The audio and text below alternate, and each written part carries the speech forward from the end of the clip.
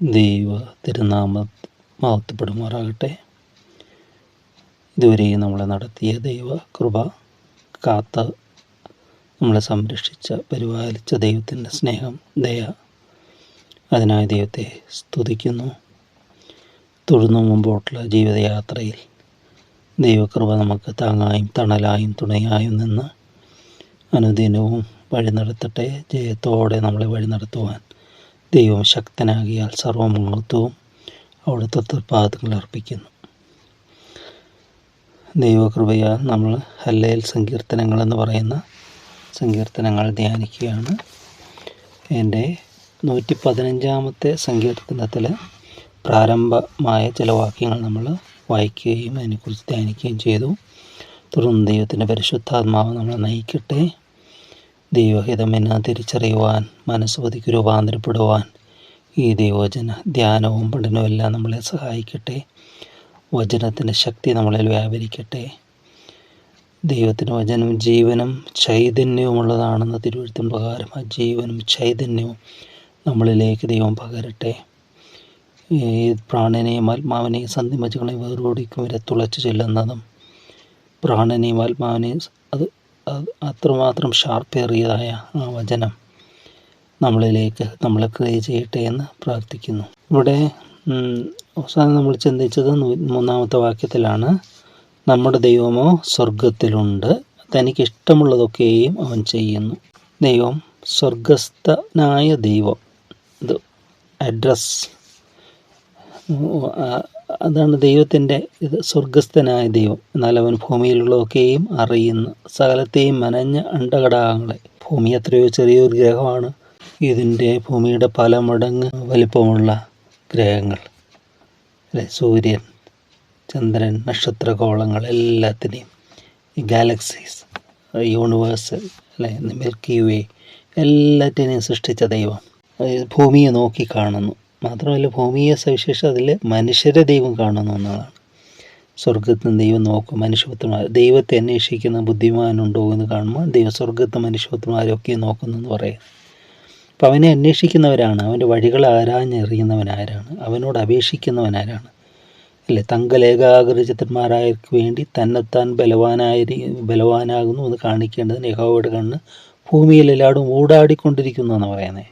അത് തന്നിൽ ആശ്രയിക്കുന്നവനാരാണ്, അവന് ദൈവത്തിൻ്റെ ശക്തി കാണിക്കേണ്ടതിന് ദൈവത്തിൻ്റെ കണ്ണ് എപ്പോഴും ശ്രദ്ധിച്ചു കൊണ്ടിരിക്കുന്നു എന്നുള്ള കാര്യം. അപ്പോൾ തനിക്കിഷ്ടമുള്ളതൊക്കെയും ചെയ്യുന്നൊരു ദൈവം, ദൈവ ഇഷ്ടത്തിന് നമ്മളെ തന്നെ സമർപ്പിക്കണമെന്നാണ് നമ്മളൊടുവിൽ പറഞ്ഞു നിർത്തിയത്. ഇസ്ഹാക്ക് അബ്രഹാമിൻ്റെ ആജ്ഞയ്ക്ക് അനുസരിച്ച് മനഃശിരസാവഹിച്ച് കെട്ടപ്പെട്ട് ബലിപീഠത്തിൽ കിടന്നു. എത്ര വലിയ സമർപ്പണത്തിൻ്റെ ഒരു മാതൃക. അതുപോലെ നമ്മുടെ ഇഷ്ടാനിഷ്ടങ്ങളെല്ലാം ബലിപീഠത്തിൽ വെക്കണം. ഇഷ്ടങ്ങളുമുണ്ട് അനിഷ്ടങ്ങളുമുണ്ട്. നമ്മൾ വിചാരിക്കും അനിഷ്ടങ്ങളല്ലേ എന്ന്. ഇഷ്ടം അത് നല്ലതെന്ന് മനുഷ്യദൃഷ്ടിയിൽ തോന്നിയാലും നമ്മളെക്കുറിച്ചുള്ള പദ്ധതി ദൈവത്തിന് അതല്ലെങ്കിൽ അത് ദൈവത്തിന് പ്രീതികരമല്ല. മനുഷ്യദൃഷ്ടിയിൽ നല്ലതായിരിക്കാം, നല്ല ഇതൊക്കെ, പക്ഷെ അപ്പോഴും നമ്മൾ ചൂസ് തിരഞ്ഞെടുക്കുവാൻ ദൈവത്തിന്, അല്ലെങ്കിൽ അത് നമ്മുടെ ജീവിതത്തിൽ അപ്പോയിൻ്റ് ചെയ്യാൻ ദൈവത്തിന് നമ്മൾ അവസരം കൊടുക്കുക എന്നുള്ളതാണ്. ദൈവത്തെ അനുവദിക്കുക എന്നുള്ളതാണ്. കർത്താവേ, എൻ്റെ ഇഷ്ടം ഒന്നും നടക്കണ്ട, നിനക്ക് എന്താണോ ഇഷ്ടം അത് എൻ്റെ ഇഷ്ടമായി മാറണം, ആ ഇഷ്ടത്തിലേക്ക് എന്നെ നയിക്കണം, നടത്തണം, അതിലേക്ക് എന്നെ അവിടുന്ന് നയിക്കണമേ എന്ന് പ്രാർത്ഥിക്കുമ്പോൾ, സമർപ്പിക്കുമ്പോൾ അത്ഭുതകരമായ ദൈവം നമ്മളെ വഴി നടത്തും. നമുക്ക് തൽക്കാലം അത് മനസ്സിലായെന്ന് വരികയില്ല, പക്ഷേ ഇങ്ങനെ ഒരു സമർപ്പണം എടുത്താൽ ദൈവം നമ്മൾ വഴി നടത്തും. നമ്മൾ അറിയാത്ത രീതിയിൽ, അറിയാത്ത വിധങ്ങളിൽ ദൈവം നമ്മൾ വഴി നടത്തും. ഒടുവിൽ നമ്മൾക്കത് മനസ്സിലാവും, അയ്യോ ദൈവം നടത്തിക്കൊണ്ട് വന്നു. അതെല്ലാം ദൈവം നടത്തിയ വിധങ്ങളാണ്, ദൈവം നടത്തിയ വഴികളാണ്. തുടർന്ന് പറയുകയാണ്, ഈ ദൈവത്തിൽ ആശ്രയിക്കാത്ത മറ്റുള്ള ജനങ്ങളെക്കുറിച്ച് പറയുകയാണ്. അവരുടെ വിഗ്രഹങ്ങൾ പൊന്നും വെള്ളിയുമാകുന്നു, മനുഷ്യരുടെ കൈവേല തന്നെ. ഇസ്രായേൽ ജനത്തിന് അവർക്ക് വിഗ്രഹാരാധന പാടില്ല. മാത്രമല്ല കൽപ്പനയിൽ പറയുക വിഗ്രഹങ്ങൾ അരുത് എന്ന് പറയുകയാണ്. ഇന്ന് ഇപ്പോൾ ചില സഭകളിൽ, ഇപ്പം മെയിൻ സ്ട്രീം സ്റ്റാറ്റസിലുള്ള കാത്തലിക് ചർച്ചസിലൊക്കെ പറയുമ്പോൾ വിഗ്രഹങ്ങളുണ്ട്. അപ്പോൾ അവർ പറയും അത് വിഗ്രഹമല്ല, അത് സ്വരൂപമാണെന്ന് പറയും. അപ്പോൾ ഇത് തന്നെ അവരും ഒരു അന്യ ജാതീയ ക്ഷേത്രത്തിൽ നോക്കിയാൽ അവിടെയും വിഗ്രഹങ്ങൾ, അവരും പറയാതെ വിഗ്രഹമല്ല സ്വരൂപമാണെന്ന് പറഞ്ഞാലോ. അപ്പോൾ ഇത് പറയാനായിട്ട് പറ്റില്ല. അത് തെറ്റായിട്ട് തന്നെ നമുക്ക് കാണാനായിട്ട് സാധിക്കണം. അതിനെ വണങ്ങുന്നു, അതിനെ പോടുന്നു, അപ്പോൾ അതൊരു വിഗ്രഹം തന്നെയാണത്. അങ്ങനെ ആരാധിക്കരുതെന്ന് കർത്താവ് പറഞ്ഞാൽ അത് തെറ്റ് തന്നെയാണ്. അവരുടെ വിഗ്രഹങ്ങൾ പൊന്നും വെള്ളിയുമാകുന്നു, മനുഷ്യരുടെ കൈവേല തന്നെ. അവയ്ക്ക് വായുണ്ടെങ്കിലും സംസാരിക്കുന്നില്ല, കണ്ണുണ്ടെങ്കിലും കാണുന്നില്ല, അവയ്ക്ക് ചെവിയുണ്ടെങ്കിലും കേൾക്കുന്നില്ല, മൂക്കുണ്ടെങ്കിലും മണക്കുന്നില്ല. സെൻസ് ഓർഗൻ, സെൻസിബിലിറ്റി, സെൻസില്ല, അത് സെൻസ് ചെയ്യാനുള്ള ഒന്നിനും അത് അവയവങ്ങളുണ്ട്, അത് നിർജീവമായത്, നിർജീവത്വം എന്ന് പറയുമ്പോൾ മൂക്കുണ്ടെങ്കിലും മണക്കുന്നില്ല, അവയ്ക്ക് കൈ ഉണ്ടെങ്കിലും സ്പർശിക്കുന്നില്ല, കാലുണ്ടെങ്കിലും നടക്കുന്നില്ല, തൊണ്ട കൊണ്ട് സംസാരിക്കുന്നുമില്ല. അവയുണ്ടാക്കുന്നവർ അവയെപ്പോലെയാകുന്നു, അവയിൽ ആശ്രയിക്കുന്ന ഏവനും അങ്ങനെ തന്നെ. എന്നിട്ട് ഇസ്രായേലിനോട് ആഹ്വാനം ചെയ്യുന്നതാണ് തുടർന്നുള്ള വാക്യങ്ങളിൽ. ഇപ്പോൾ ഇവിടെ നമ്മൾ കാണുകയാണ് ഒരു വിഗ്രഹം എന്ന് പറയുമ്പോൾ ലൈഫ്ലെസ് ആണ് പറയുന്നത്, ജീവനില്ലാത്ത നിർജീവമാണ്. ഓരോന്നിലും ജീവനുണ്ടല്ലേ, ഭൂമിയിലെ ഓരോന്നിലും. ഇപ്പോൾ സസ്യജീവനുണ്ടെന്ന് പറയും, സസ്യം വളരുവാണ്. ഒരു നെല്ലെടുത്ത് പുഴുങ്ങിയിട്ട് വിതച്ച് നോക്കിയില്ല, പുഴുങ്ങിയിട്ട് വിതച്ചാൽ അതിനകത്ത് ജീവനില്ല, അത് മുളയ്ക്കത്തില്ല, കിളിർക്കത്തില്ല. അപ്പം അതിനകത്തൊരു ജീവനുണ്ട്, ആ ജീവനാണ് പൊട്ടി മുളച്ച് അത് സസ്യമായിട്ട് വളർന്നു വരുന്നത്. അപ്പം എല്ലാറ്റിനും ഒരു ജീവനുണ്ട് അല്ലേ. കർത്താവ് സമുദ്രത്തോട് പറയുക, കാറ്റിനോട് സംസാരിക്കുക, അടങ്ങുക, ശാന്തമാകുക, ഉടനെ കാറ്റനുസരിക്കുക, തിരമാലകൾ ശാന്തമാകുക അല്ലേ. അപ്പോൾ പ്രകൃതിയോട് ആകാശമേ കേൾക്കുക, ഭൂമിയെ ചെവി തരിക, ദൈവം പറയുക, ആകാശം കേൾക്കുന്നു, ഭൂമി ചെവി തരുന്നു. എല്ലാം ലൈഫാണ്, ദൈവിക ജീവൻ്റേതാണ്. അതിലേറ്റവും സവിശേഷമായ ജീവനാണ് മനുഷ്യജീവൻ എന്ന് പറഞ്ഞാൽ ദൈവത്തിൻ്റെ ശ്വാസമോദി മനുഷ്യനെ തൻ്റെ സ്വരൂപത്തിലും സൃഷ്ടിച്ച മനുഷ്യൻ. അവന് വേണ്ടിയാണ് പ്രകൃതിയെല്ലാം ദൈവം സൃഷ്ടിച്ചത് അല്ലേ. സകലത്തെയും സൃഷ്ടിച്ചിട്ടാണ് ദൈവം മനുഷ്യനെ നിർമ്മിച്ചത് അവന് വേണ്ടി. അപ്പോൾ ഇവിടെ ഈ വിഗ്രഹങ്ങളെക്കുറിച്ച് ലൈഫ്ലെസ് ആണ്, നിർജീവമാണ്. നിർജീവമായതെല്ലാം വിഗ്രഹങ്ങളാണ്, ജീവനില്ലാത്തതെല്ലാം വിഗ്രഹങ്ങളാണ്. നമ്മുടെ ജീവിതത്തിൽ ചിന്തിക്കുക, ജീവനില്ലാത്ത എന്തെല്ലാമുണ്ട്, ജീവിപ്പിക്കാത്ത എന്തെല്ലാമുണ്ട്. അതുകൊണ്ട് നമ്മൾ അതിനെ നിർജീവ പ്രവർത്തികൾ വിട്ടുകളയണമെന്ന് പറയും. ചില റിച്വൽസാണ്, ഇങ്ങനെ കുറേ കടമകൾ അല്ലെങ്കിൽ അനുഷ്ഠാനങ്ങൾ അനുഷ്ഠിക്കുക, എന്തിനെ അറിയത്തില്ല.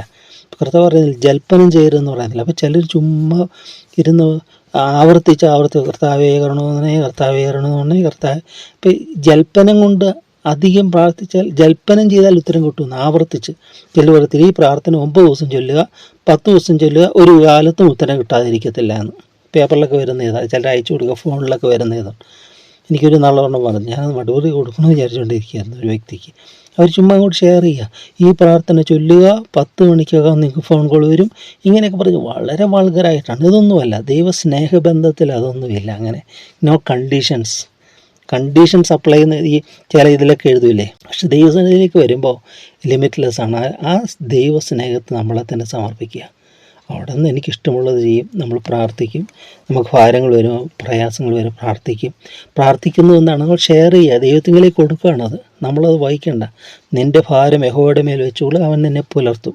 തിരുവനന്തപുരത്ത് പറയുന്നു, ആൾതോറും നമ്മുടെ ഭാരങ്ങളെ ചുമക്കുന്ന ദൈവമായ കർത്താവ് വാഴ്ത്തപ്പെടുമാറാകട്ടെ. ഈസേബിൾ, അവൻ ശക്തനാണ്, നമ്മൾ വഹിക്കാൻ, നമ്മൾ നടത്താനെല്ലാം അവിടുന്ന് ശക്തനാണ്. ഇവിടെ പറയുകയാണ്, ഈ വിഗ്രഹങ്ങൾ പൊന്നും വെള്ളിയോ മനുഷ്യരുടെ കൈവേലി, അവർക്ക് ഇഷ്ടമുള്ളതുപോലെ അവരുണ്ടാക്കി വെച്ചിരിക്കുന്നതാണെന്ന് പറയും.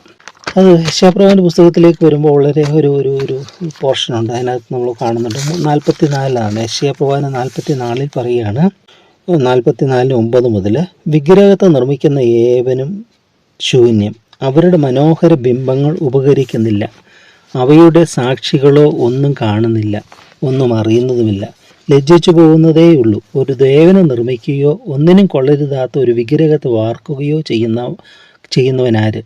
ഇതാ അവൻ്റെ കൂട്ടുകാർ എല്ലാവരും ലജ്ജിച്ചു പോകുന്നു. കൗശലപ്പണിക്കാരോ മനുഷ്യരത്രേ, അവർ എല്ലാവരും ഒന്നിച്ചു കൂടി നിൽക്കട്ടെ, അവർ ഒരുപോലെ വിറച്ച് ലജ്ജിച്ചു പോകും. കൊല്ലൻ ഉളിയെ മൂർച്ചയാക്കി തീക്കനലിൽ വേല ചെയ്ത് ചുറ്റിക കൊണ്ട് അടിച്ച് രൂപമാക്കി ബലമുള്ള ഭുജം കൊണ്ട് പണി തീർക്കുന്നു. അവൻ വിശന്നു ക്ഷീണിക്കുന്നു, വെള്ളം കുടിക്കാതെ തളർന്നു പോകുന്നു. ആശാരി തോത് പിടിച്ച് ഈയക്കോൽ കൊണ്ട് അടയാളമിട്ട് ചീവിളി കൊണ്ട് രൂപമാക്കുകയും വൃത്തയന്ത്രം കൊണ്ട് വരയ്ക്കുകയും ചെയ്യുന്നു. ഇങ്ങനെ അവൻ അതിനെ മനുഷ്യാകൃതിയിലും പുരുഷ കോമളത്വത്തിലും തീർത്ത് ക്ഷേത്രത്തിൽ വയ്ക്കുന്നു. ഒരുവൻ ദേവദാരുക്കളെ വെട്ടുകയും തേക്കും കരിവേലവും എടുക്കുകയും കാട്ടിലെ വൃക്ഷങ്ങളിൽ അവയെ കണ്ട് ഉറപ്പിക്കുകയും അശോകം നട്ടുപിടിപ്പിക്കുകയും മഴ അതിനെ വളർത്തുകയും ചെയ്യുന്നു. പിന്നെ അത് മനുഷ്യന് തീ കത്തിക്കുവാൻ ഉതകുന്നു. അവൻ അതിൽ കുറെ എടുത്ത് തീ കായുകയും അത് കത്തിച്ച് അപ്പം ചുടുകയും അതുകൊണ്ട് ഒരു ദേവനെ ഉണ്ടാക്കി നമസ്കരിക്കുകയും ഒരു വിഗ്രഹം തീർത്ത് അതിനു മുമ്പിൽ സാഷ്ടാംഗം വീഴുകയും ചെയ്യുന്നു. അതിൽ ഒരംശം കൊണ്ട് അവൻ തീ കത്തിക്കുന്നു, ഒരംശം കൊണ്ട് ഇറച്ചി ചുട്ടു തിന്നുന്നു. അങ്ങനെ അവൻ ചുട്ടു തിന്നു തൃപ്തനാകുന്നു. അവൻ തീ കാഞ്ഞു, നല്ല തീ കുളിർ മാറി എന്ന് പറയുന്നു. അതിന് ശേഷിപ്പ് കൊണ്ട് അവനൊരു ദേവനെ, ഒരു വിഗ്രഹത്തെ തന്നെ ഉണ്ടാക്കി അതിന് മുമ്പിൽ സാഷ്ടാംഗം വീണ് നമസ്കരിക്കുകയും അതിനോട് പ്രാർത്ഥിച്ച് എന്നെ രക്ഷിക്കണമേ, നീ എൻ്റെ ദേവനല്ലോ എന്ന് പറയുകയും ചെയ്യുന്നു. അവർ അറിയുന്നില്ല, ഗ്രഹിക്കുന്നതുമില്ല. കാണാത്തവണ്ണം അവരുടെ കണ്ണുകളെയും ഗ്രഹിക്കാത്തവണ്ണം അവരുടെ ഹൃദയങ്ങളെയും അവൻ അടച്ചിരിക്കുന്നുവെന്ന്. ഇവിടെ വളരെ വ്യക്തമായിട്ടാണ്. എൻ്റെ എക്സ്പ്ലനേഷൻസിൻ്റെ ആവശ്യമുണ്ടെന്ന് തോന്നുന്നില്ല. ഇതാണ് മനുഷ്യൻ അവൻ്റേതായ നിലയിൽ, അവൻ്റേതായ താല്പര്യത്തിൽ അവൻ ഓരോ ദേവന്മാരുണ്ടാക്കുക. അവൻ എന്തിനാണ് അവന് താല്പര്യം, അതിന് താല്പര്യമുള്ള ദൈവത്തെ ഉണ്ടാക്കുകയാണ്. ഇപ്പോൾ സെക്ഷൽ മൊറാലിറ്റി ഇല്ലാത്ത ജീവിതങ്ങളുള്ളവർ അവർ ചിന്തിക്കുക ഇമ്മോറാലിറ്റി ആഗ്രഹിക്കുന്ന ഒരു ദൈവത്തെ ഉണ്ടാക്കി വെക്കുക. എല്ലാം അങ്ങനെ നോക്കുക. അവർക്ക് ഇഷ്ടദേവനെ നിർമ്മിക്കുക, അവരുടെ ഇഷ്ടത്തിനനുസരിച്ച് ദൈവത്തെ ഉണ്ടാക്കുക. അപ്പോൾ അവരുടെ ഇഷ്ടം പോലെ അത് ദൈവം എന്ന് പറയുന്നുണ്ട്. എന്തൊക്കെ വൾഗാറിനിസമാണ്. അപ്പം ഇതൊക്കെ വിട്ട് നമ്മൾ സത്യദൈവത്തിലേക്ക് തിരിയാൻ ദൈവം നമുക്ക് ഭാഗ്യം തന്നു. സത്യദൈവത്തെ അറിയാൻ ദൈവം നമുക്ക് ഭാഗ്യം തന്നു. യേശുക്രിസ്തു സത്യദൈവവും നിത്യജീവനുമാകുന്നു. അതാണ് യേശുക്രിസ്തു ജീവനായി നമ്മളിലേക്ക് വരികയാണ്, സത്യദൈവമായി നമ്മളിലേക്ക് വരികയാണ്, ദൈവത്തിൻ്റെ പ്രതിരൂപമായി. അല്ലേ, എന്നെ കണ്ടവൻ പിതാവിനെ കണ്ടിരിക്കുന്നു. അപ്പോൾ പുത്രനെ കണ്ടത് നമ്മൾ ദൈവം തന്നെ, അവൻ തന്നെയാണ്. അവൻ്റെ സ്വരൂപത്തിൽ സദൃശ്യത്തിലുമാണ് നമ്മളെ സൃഷ്ടിച്ചിരിക്കുന്നത്. അത് തിരിച്ചറിഞ്ഞ് നമ്മളെ തന്നെ ഈ ജീവനുള്ള ദൈവത്തിൻ്റെ കാര്യങ്ങളിലേക്ക് വിട്ടുകൊടുക്കണം. ഈ വിഗ്രഹങ്ങളെ ഒരിക്കലും അതിനെ നമ്മൾ എന്ത് ചെയ്യരുത്, വണങ്ങുകയോ ആരാധിക്കുകയോ ഒന്നും ചെയ്യരുത്. കാരണം എൻ ടൈമിൽ അവൻ വിഗ്രഹമാണ് നിർത്തുന്നത്. ആര്? Anti Christ. അവൻ വിഗ്രഹം ഉണ്ടാക്കി, അല്ലേ, 660 ആ വിഗ്രഹ പ്രതിമ സംസാരിക്കുന്നു എന്നൊക്കെ പറയാം. ഐഡൽ പ്രതിമ എന്നൊക്കെ പറയുമോ. അപ്പോൾ ഇത് ഈ നെബൂഖദ്നേസർ നിർത്തിയ രൂപമുണ്ടല്ലോ, അല്ലേ, വലിയ 60 അടി നീളമുള്ള ഉയരമുള്ള ഇത് നിർത്തി. അവർ 3 പൈതങ്ങൾ മാത്രം, ശദ്രക്ക്, മേശക്ക്, അബേദനവും, അവർ 3 പേരും വണങ്ങിയില്ല. ഇങ്ങനെ ഒരു പിക്ചർ കണ്ടു. ഈ ജനങ്ങളെല്ലാം മുട്ടുകുത്തി കവന്ന് കിടക്കുക ഈ വിഗ്രഹത്തിന്. 3 പേരും മാത്രം ഈ വലിയ പുരുഷാരത്തിന് നടുവിൽ നിൽക്കുക. ഉടനെ അവരെ വിട്ടുകൊള്ളു. നിങ്ങളാരാ, നിങ്ങളെന്താ വണങ്ങാത്ത? അപ്പോൾ ഞങ്ങൾ വണങ്ങത്തില്ല. രാജാവേ, ദൈവം ഞങ്ങളെ രക്ഷിപ്പാൻ ശക്തനാ, രക്ഷിച്ചില്ലെങ്കിലും ഞങ്ങൾ ഈ വിഗ്രഹത്തെ, നീ നിർത്തിയ വിഗ്രഹത്തെ ഞങ്ങൾ വണങ്ങുകയില്ല. അതവരുടെ കണ്ടീഷനാണ്, അവരുടെ സമർപ്പണമാണ്. ആ സമർപ്പണം ദൈവം മാനിച്ച് തീയിലിടുന്നവരെയും അവരും അവരൊക്കെ വന്നില്ല. പക്ഷെ തീയിലിട്ടതിന് ശേഷം ദൈവം ഇറങ്ങി വരിക. വെൻ ഗോഡ് വർക്ക്സ്, ദൈവം എപ്പോഴാണ് പ്രവർത്തിക്കുന്നത് നമുക്കറിയത്തില്ല. പക്ഷെ നമ്മൾ ദൈവത്തെങ്കിലേക്ക് ആശ്രയിക്കണം, ദൈവത്തിൽ ചാരണം, ദൈവത്തിൽ പരിപൂർണമായി നമ്മുടെ സ്വഭാവ ബലഹീനതകളൊക്കെ അറിയുന്ന ദൈവം എല്ലാം മാറ്റി നമ്മൾ ബലപ്പെടുത്തുവാൻ, നമ്മളെ ശക്തിപ്പെടുത്തുവാൻ, ദൈവഹിതം നമ്മൾ ജീവിതത്തിൽ കൂടെ നിവർത്തിക്കപ്പെടുവാൻ, ജീവനുള്ള കല്ലുകളായി, അല്ലേ, യേശു ലീവിങ് സ്റ്റോണാണ്. ആ ജീവനുള്ള കല്ലുകൾ എന്ന പോലെ നമ്മൾ അവനോട് ചേർത്ത് പണിയപ്പെടുകയാണ്. അത് കല്ല് ജീവനുള്ള കല്ലുകളാണ്, നിർജീവമായിട്ടുള്ള. അപ്പോൾ ആ ജീവനിലേക്ക് നമ്മളിലേക്ക് ദൈവം വിളിക്കും. അതുപോലെ ഈ വിഗ്രഹങ്ങളുടെ പിന്നിൽ പല ദുഷ്ടശക്തികളുണ്ടെന്ന് അതിനെക്കുറിച്ച് പിന്നീട് പറയാം. പല ദുഷ്ടശക്തികൾ അതിൻ്റെ പിന്നിൽ വ്യാപരിക്കുന്നുണ്ട്. പല ദുഷ്ടശക്തികൾ ഈ വിഗ്രഹങ്ങളിൽ കൂടെ പ്രവർത്തിക്കും. വിഗ്രഹ ജീവനില്ല, പക്ഷേ ദുഷ്ടശക്തികൾ ഇതിൽ കൂടെ പ്രവർത്തിക്കും. അതുകൊണ്ട് അതിനെ ആരാധിക്കുമ്പോഴൊക്കെ അതിൻ്റെയൊക്കെ പിന്നിലേക്കൊക്കെ പോയിട്ടുള്ളവർ പറയുന്നത് അതിൻ്റെ പിന്നിൽ ദുഷ്ടശക്തികളെ വ്യാപിക്കും. അതുകൊണ്ട് അതല്ല, നമുക്ക് ജീവനുള്ള ദൈവത്തിലേക്ക് നമ്മളെ തന്നെ അർപ്പണം ചെയ്യണം. സ്നേഹവാനായ ദൈവമേ, നന്ദിയോടെ ഞങ്ങളങ്ങേ സ്തുതിക്കുന്നു. തൻ്റെ സ്വരൂപത്തിലും സദൃശത്തെ ഞങ്ങളെ നിർമ്മിച്ചു എന്ന് തിരുവഴുത്തിൽ വായിക്കുന്നു. അപ്പോൾ ആ വിഗ്രഹങ്ങളെ ഉണ്ടാക്കരുത് എന്ന് അവിടുത്തെ കൽപ്പന ഞങ്ങൾ ഓർക്കുന്നു. ഞങ്ങൾ ജീവനുള്ളവരായി, ജീവനുള്ള ദൈവത്തെ ആരാധിക്കുന്നവരായി ഞങ്ങളെ അവിടുന്ന് എപ്പോഴും ഞങ്ങളെ ഈ സത്യത്തിലേക്ക് ഞങ്ങൾ നടത്തി കൃപയ്ക്കായി ഞങ്ങളങ്ങേ സ്തുതിക്കുന്നു. അങ്ങേ തിരിച്ചറിയാൻ തന്ന മഹാഭാഗ്യത്തിനായി ഞങ്ങളുടെ ഉൾക്കണ്ണുകളെ തുറക്കുന്ന കൃപയ്ക്കായി ഞങ്ങളങ്ങേ സ്തുതിക്കുന്നു. തുടർന്ന് തിരുഹിതം അറിഞ്ഞ് തിരുഹിതം ജീവൻ ഞങ്ങൾ ഇവിടുന്ന് പ്രാപ്തരാക്കി തീർക്കണമേ. തന്ന എല്ലാ നന്മകൾക്കായി സ്തുതി, എല്ലാ കൃപകൾക്കായി സ്തുതി. അപ്പോൾ ഞങ്ങളുടെ ഇഷ്ടപ്രകാരമല്ല, പിന്നെ നിൻ്റെ ഇഷ്ടപ്രകാരം, ഇഷ്ടദൈവങ്ങളല്ല, ഇഷ്ടദേവന്മാരല്ല, സത്യദൈവത്തെ നിന്നെ ഞങ്ങൾ ആശ്രയിക്കും സമ്പൂർണ്ണമായി. അവിടത്തേക്ക് ഇത് ഞങ്ങൾ നടത്തണം, എല്ലാ മഹത്വത്തോടെ നടക്കണം. പിതാവിൻ്റെയും പുത്രൻ്റെയും പരിശുദ്ധാത്മനാമം മഹത്വപ്പെടുവാനായിട്ട് തന്നെ. ആമേൻ, ആമേൻ. കഴുകണമെന്നേ സോപ്പായാൽ കഴുകൻ പോൽ വിശുദ്ധിയെ പുതുക്കിയിടുവാൻ കാൽവറിയിലെ തിരുരക്തത്തിൻ ശക്തിയിൻ എന്നിൽ വെളിപ്പെടണേ. ഹല്ലേലൂയ, ആമേൻ, ഹല്ലേലൂയ.